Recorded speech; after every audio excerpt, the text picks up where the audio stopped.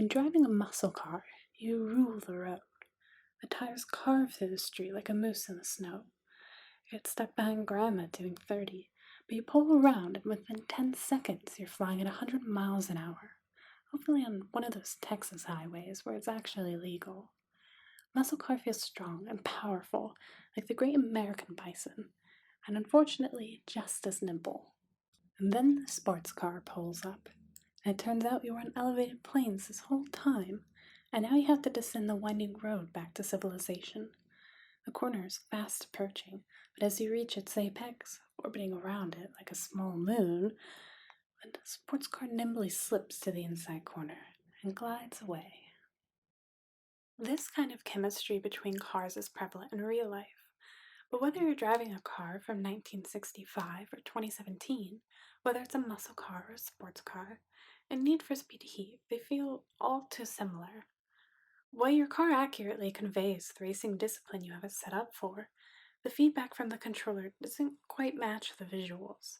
Off-road cars bob and sway on jacked-up suspension, but they feel just the same. You never feel a weight transfer or your car gaining or losing grip.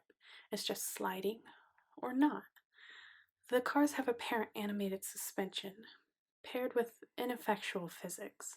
They appear to have different weight profiles appropriate for the real-life model of each car, but then also homogenized modern steering.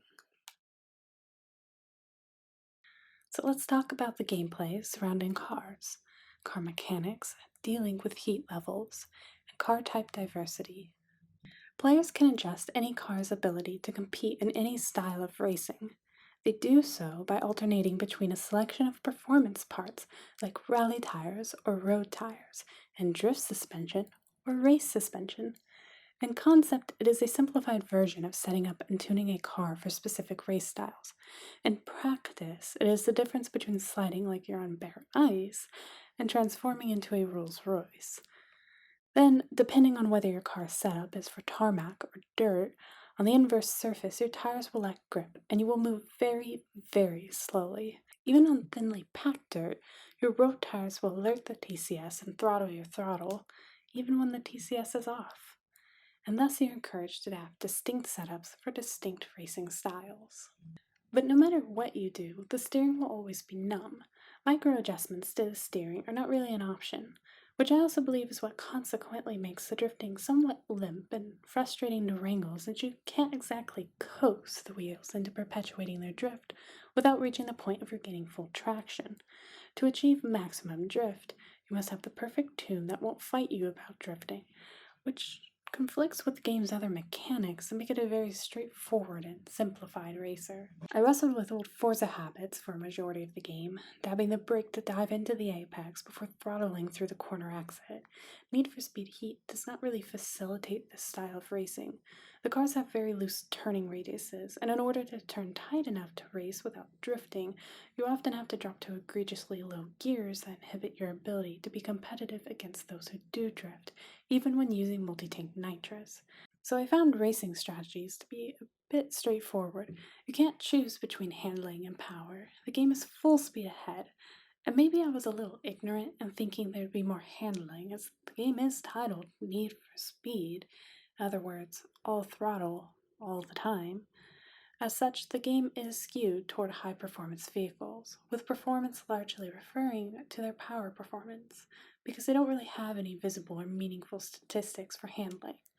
The cars will handle approximately the same, and performance indicates their top speed as well as the speed of reaching that speed. And the speed is just what you need in order to win races, complete jump and speed challenges, acquire collectibles, and maybe most importantly, evade the police. Having high-performance vehicles is vital to enjoying and succeeding at more than half of the gameplay, particularly when playing at night, when everything you do, apart from speeding and property destruction, gains you notoriety with the police. That is, until you either spend a night in jail or return to the garage to sleep, wherein the next night you learn that they forgot who you were, apparently implementing a new day rule to your relationship. That being said, each night you make a name for yourself makes the gameplay increasingly challenging to play and to enjoy. The police seem entirely designed around the player acquiring high-performance cars. and so they're quite imbalanced in the early game before the player unlocks the elite and ultimate parts upgrades. Because of this, the game pressures you to level up fast, since the only way to efficiently unlock parts is to gain reputation. So you must play at night by gaining heat levels with the police that add a multiplier to your earned reputation. But getting arrested voids this, so evading the police is a must. At the beginning of the game, having to engage heat level 1 police in a low performance car can be quite intimidating, and should you even manage to reach heat level 5, it's rookie shit to pacify you using their Corvettes and Rhinos, or even just through pack hunting behavior. The wide Miami roads weren't conducive to creating interesting racetracks, but seemed to serve a more practical role in how the police chases played out. Wide roads allowed the police to use maneuvers while simultaneously granting the player more room to evade obstacles. The police were often more likely to twist your car around and pin you in because there wasn't really much actually to crash into. The aggressive police mechanics were fascinating. I found the police trying their damnedest to take me out thrilling. There were a number of times where they managed to pin me using different tactics, but it's hard to appreciate that when dealing with the frustration of getting caught, which is what led me to stop trying to escape the police at low performance levels. Once you reach 300 plus performance, evading the cops becomes child's play. That being said, it makes the pacing of the game lightning quick, rapidly invalidating slow cars, especially at night, and as well as any parts below elite, making the upgrade mechanics dreadfully simplistic. Grind races, buy a car, equip the best parts for the type of racing you intend to do, win it, everything easily. The gameplay has a sort of one-dimensionality of super fast drifting Rolls Royces because the only thing that actually matters is speed. There are over 100 different cars to choose from Subarus to Fords, but actually no Rolls Royces, unfortunately for all you Rolls Royce racing fans. But for as many cars as there are in the game, you aren't given enough money to either experiment with different models or to help you upgrade your favorites to be in-game capable until the end of the game, which explains why when I was researching different things for this writing, I kept running into search suggestions for Need for Speed Heat money glitches. However, by the end of the game, I wasn't really interested in trying out new cars anyway. In Forza, I might race the same race 1,000 times, a few times in a D-Class vintage truck, or in an S1 class trophy truck. Each car bears its manufacturer's distinct engineering, and different ones have individual strengths and weaknesses in weight, speed, accelerating, handling, braking, etc., that make racing the same track feel different. Forza races have long-term viability based on the challenge of getting to know each car and getting to know each track and getting to know the chemistry between the two.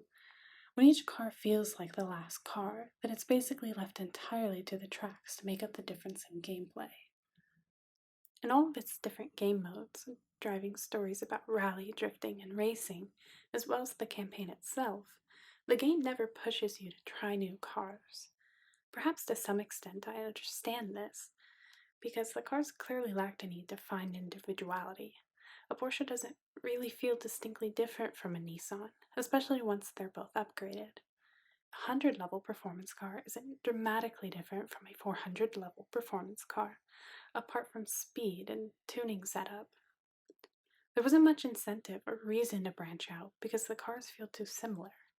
There wasn't much incentive to upgrade a ton of cars because I really didn't want to have to race the same races over and over again.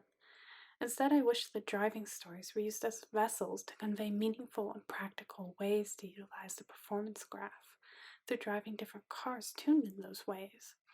And I wish the drift stories had been structured to teach the player the limits and challenges of the drifting mechanics and different drifting tune setups. The driving mechanics revolving so much around speed left little room for trying different types of cars or experiencing various track challenges. It made the upgrade system straightforward in a way that made it almost completely linear and arbitrary. It consequently simplified two major parts of the racing genre, an immersive feeling of driving your favorite cars, and the experience of the challenges of driving a car that is racing. I think when it comes to arcade racers, and I often apply this same mode of thinking to indie games or any game that relies on relatively straightforward mechanics, where the game is lacking in sophisticated gameplay, it should make up for in spirit and style. As an arcade racer, Need for Speed Heat can't compete with the mechanically sophisticated simulator style games. The cars barely feel like cars, let alone cars that bear the particular mark of their manufacturer's engineering techniques. And that's fine. That's what makes it an arcade racer and not a sim. It's what makes the racing relaxing and fun in its own right. However, I think it is critical that its style and spirit make up for any perceived shortcomings in its gameplay. So we'll be talking about track design and world design in parts 2 and 3.